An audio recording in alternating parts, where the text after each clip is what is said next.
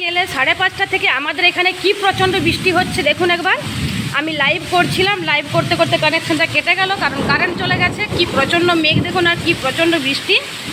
তো এটা হচ্ছে আমাদের বাঁকুড়া ডিস্ট্রিক্টের অন্দা থানার নবজঙ্গপুর গ্রাম। এখানে হচ্ছে বৃষ্টিটা। আর কোনখানে বৃষ্টি হচ্ছে আপনারা কমেন্ট করে জানান। প্রচণ্ড মেঘ ধরেছে আজকে, কিন্তু আমি বৃষ্টির ভিউ বাবরি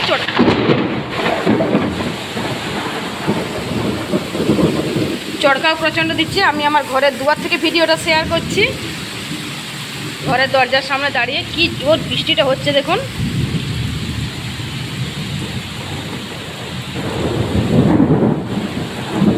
খুব জোর বৃষ্টি হচ্ছে, তেমনি ঝড় হাওয়া দিচ্ছে, ঝড়ো হাওয়া তেমনি শুরু হয়েছে। তো বিদ্যুৎ, গাছপালার অবস্থা দেখুন পুরো একদম আমফানের মতো।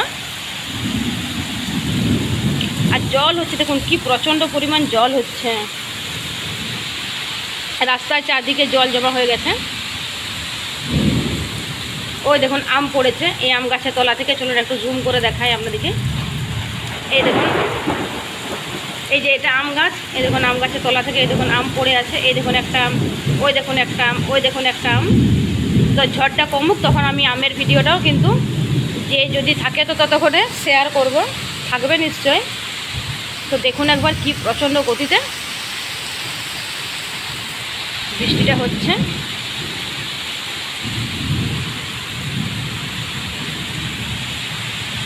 তো আজকে আমি বৃষ্টির ভিডিওটা শেয়ার করছি দেখুন একবার।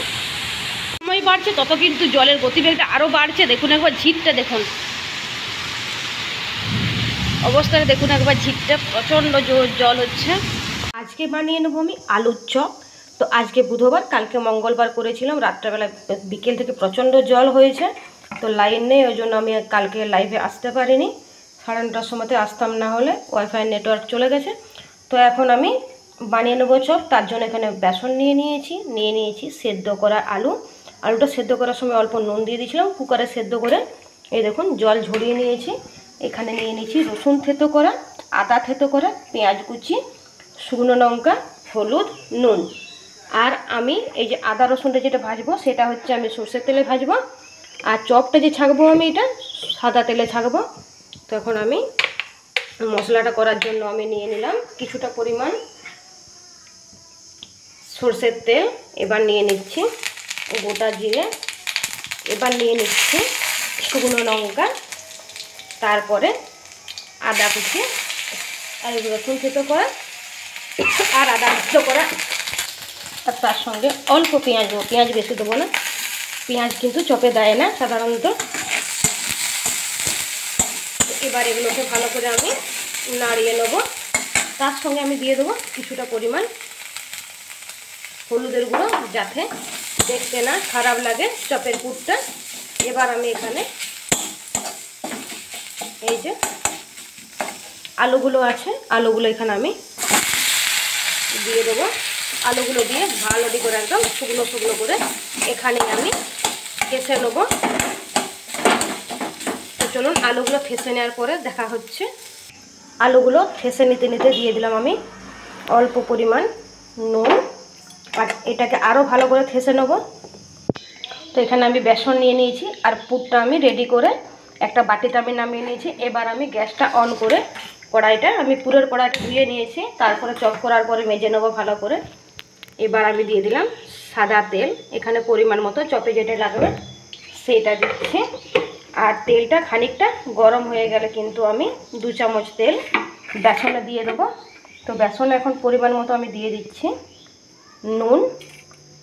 আর তেলটা দেখুন অল্প গরম হয়ে গেছে, এরকম গরমেই দিতে হবে। এখানে কিন্তু আমি কোনো রকম খাবার সোডা ব্যবহার করব না।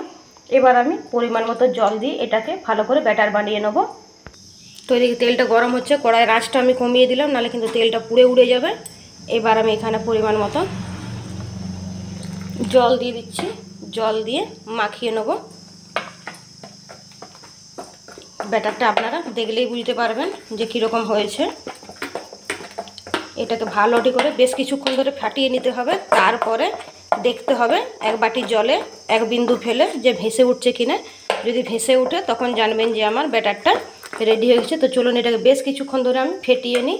ট্রাইপড থাকলে হয়তো আমি দেখাতে পারতাম যে কেমন করে ফেটাচ্ছি, যেহেতু একটা হাতে ক্যামেরা আর একটা হাতে হাতা খুন্তি থাকে, তার জন্য আমি ভালো করে দেখাতে পারছি না। এরকমভাবেই আমি দেখাচ্ছি। এই যে এটাতে কিন্তু আরও জল লাগবে, জলটা বুঝতে পারছি। এতটা পরিমাণ কিন্তু জল লাগবে। এরকম করে এই যে পেটে করে চিপে এরকম দেখাচ্ছি, এই যে এরকমভাবে এটাকে ফেটাতে হয়। তো চিপে করে এইদিকে আর এই যে এমনি করে দেখাচ্ছি জিনিসটাকে। যেহেতু হাত জোড়া, একটা হাত, একটা বড় ট্রাইপড আমাকে দেখি কিনতে হবে। এভাবে বেশ কিছুক্ষণ ধরে ফেটিয়ে নিতে হবে। এদিকে দেখুন এই যে তেলটা উড়ে যাচ্ছে। তো ফেটানোটা হয়েছে নাকি চলুন দেখে নিই। একটা বাটিতে বেশ কিছুটা পরিমাণ জল নিতে হবে। তারপর একটা বিন্দু ফেলে যদি ভেসে উপর দিকে উঠে যায়, তার মানে এটা এখনো হয়নি, এটা আরও ফেটাতে হবে।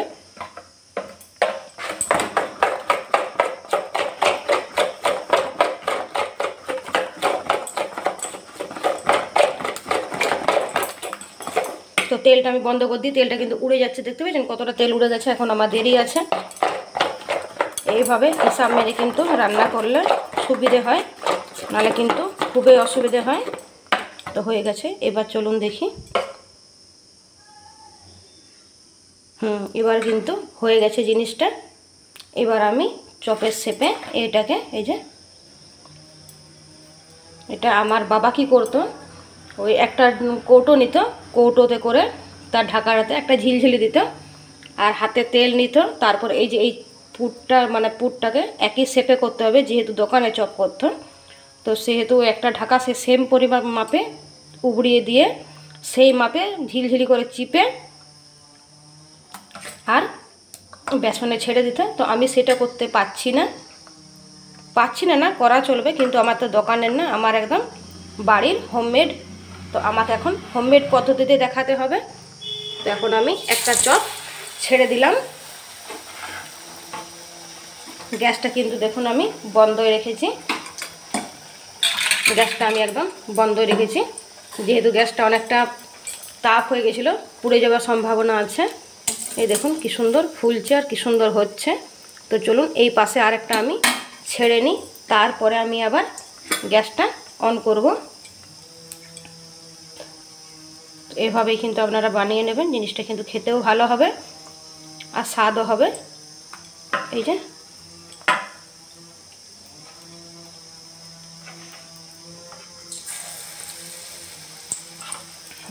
এইবার আমি গ্যাসটা অন করে নিই।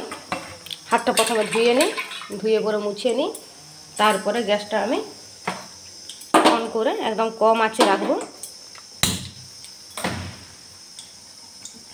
তো আঁচটা কমেই রাখলাম। এবার এই দুটো আমার মেয়ের জন্য করলাম, মেয়ে যেহেতু লঙ্কা দিয়ে খেতে পারবে না। এবার দেখুন এইখানে যে সেই লঙ্কাগুলো রেখেছিলাম খুন্তি করে ঠেসে দিয়েছি, কিন্তু চটকায়নি। এবার এগুলো কিন্তু আমি চটকিয়ে নিই। তো লঙ্কাগুলো মিয়ে গেছিলো, লঙ্কাগুলো চটকানো যাচ্ছিলো না, তার জন্য এখানে দিয়ে দিয়েছি। আর এই যে আমার মেয়ের জন্য চপগুলো আমি এগুলো তুলে নিয়েছি। এখন আমি এই যে লঙ্কাগুলো তুলে নিলাম, গ্যাসের আঁচটা আবার আমি কমিয়ে দিলাম। এবার আমি এগুলোকে, গরম প্রচণ্ড, গরমে চটকানো যায় না, তবুও চেষ্টা করছি।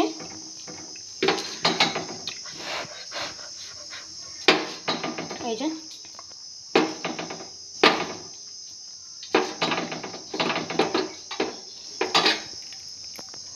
ভাজা লঙ্কা ভালোটি করে চটকিয়ে নিলাম। এইবার আমি হাতটা ধুয়ে নিই। এইবার আমি দেখাবো দোকানের চপগুলো কিভাবে একই সাইজে হয়। তো এখানে ধরুন একটা ঢাকা নিয়ে নিয়েছি, এই মাপেরই আমি, মানে একটা শিশিতে ঢাকা নিয়ে নিয়েছি, এই মাপেরই আমি চপ করব। তো একটা ঝিলঝিলি নিয়ে নিলাম, একটা ঝিলঝিলি এক পাশ করে নিলাম, এই পাশে খানিকটা বাড়তি রাখতে হবে। তো একটা আমি এরকম ছোট্ট দেখে একটা গোলা নিলাম, আপনারা চাইলে কিন্তু বড় করতে পারেন। এটাকে এইখানে আমি দিয়ে দিলাম, খুব ভালো করে দেখুন। দিয়ে পরে এই যে এই সাইডে এই জন্য বাড়তি রাখতে বলেছিলাম, এটাকে এইভাবে এই শেপে আনতে হবে। এই দেখুন এটার শেপে কিন্তু এটা বেরোচ্ছে না, এই যে ঢাকাটার মাপেই কিন্তু এটা দেখুন রয়ে গেছে। এবার এটাকে আমি তুলে নিলাম, তুলে নিয়ে একদম ডাইরেক্ট এই যে ঝিলঝিলি সমেত ধরে এই যে আঙুলটাকে এই সাইডে করে এই দেখুন এরকম করে কিন্তু দোকানে চপ ছাড়ে। তো দোকানে কেমনভাবে চপ ছাড়ে আর সেম সাইজের হয় সেটা আজকে আপনাদের সঙ্গে আমি শেয়ার করলাম। আর আমরা যেহেতু বাড়িতে বানাই হোমমেড পদ্ধতিতে, তার জন্য আমাদের অত কিছু করার দরকার থাকে না। আর আঁচটা কিন্তু আমি একদমই কমিয়ে রেখেছি। তো আর একটা দেখিয়ে দিলাম, এই যে ছোট একটা গোলাকার নিলাম, ঝিলঝিলির উপরে দিয়ে দিলাম, এই যে এক সাইডের বাড়তি ঝিলঝিলিটা এখানে দিয়ে দিলাম। এবার এই যে এই সিসিটার ঢাকাটার মাপে দিয়ে দিলাম। এবার এখান থেকে নিয়ে আমি চপগুলো এইভাবে এই দেখুন ছেড়ে দিলাম।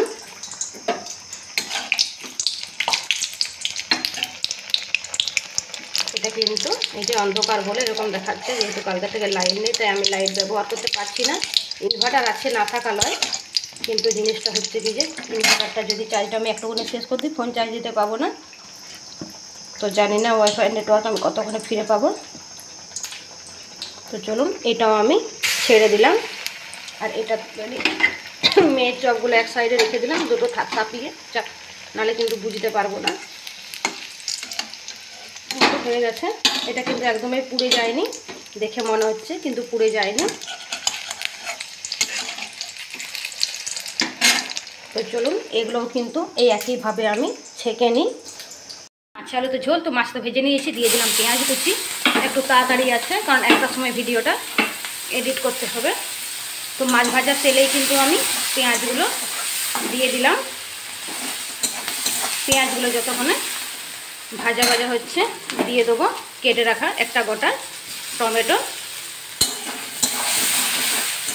কড়াইটা দেখুন ওই 1 কেজি মাছ ভাজতে গিয়ে আমার পুরো একদম ভরে গেছে। এইবার এইখানে এই যে আদা রসুনটা যেটা দিচ্ছি বরাবরের মতো, এইটাতে আমি শুকনো মশলাগুলো দিয়ে দেবো। এই যে ঝাল লঙ্কার গুঁড়ো, হলুদের গুঁড়ো আর জিরের গুঁড়ো আর পরিমাণ মতো নুন দিয়ে পরে অল্প আমি জল দিয়ে দেবো। জল দিয়ে মশলাগুলোকে অল্প আমি এই মা একটু দাঁড়া আমাকে রান্নাটা করতে দাও, বা আবার ভিডিও এডিট করতে হবে। এই যে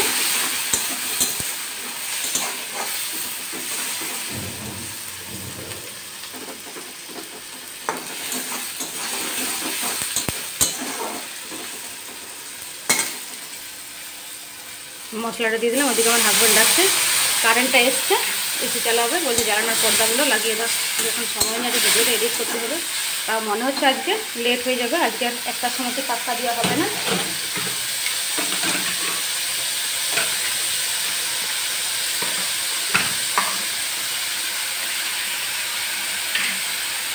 এইবার আমি দিয়ে দেবো আলুগুলো।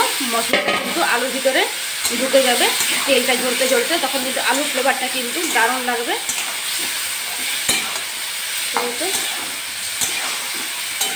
আলুর ভিতরে মশলাটা ঢুকুক আর তেলটা ছাড়ুক, তখনকে মশলাটা কষানো হোক। আর এখানে তো ধনে পাতা আমি আগে থেকে কুচিয়ে নিয়েছি।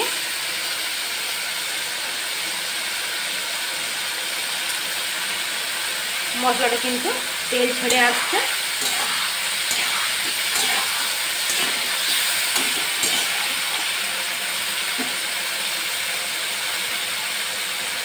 মশলাটা তেল ছেড়ে দিয়েছে, দিয়ে দেবো পরিমাণ মতো জল।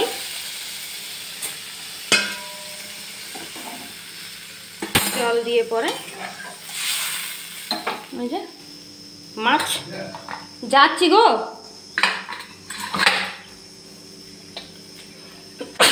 বাপরে বাপ। এই যে আমার হাজব্যান্ডের পছন্দ মাছের লেজ, আমার মেয়ের পছন্দ। হ্যাঁ হ্যাঁ আর দেবো না, এগুলো দিয়ে ঝোলটা বানিয়ে নেবো। কত বড় মাছটা ছিল দেখুন, মাছের দাঁতগুলো এই দেখুন কত বড় বড় মানুষের দাঁতের মতো দাঁত। তো এখন এগুলো আমি ঢাকা দিয়ে রেখে দেবো।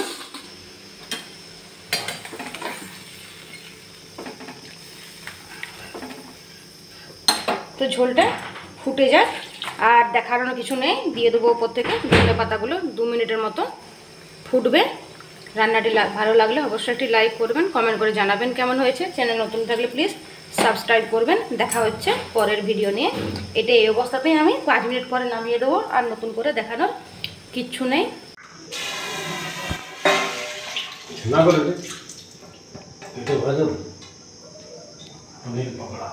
এখনই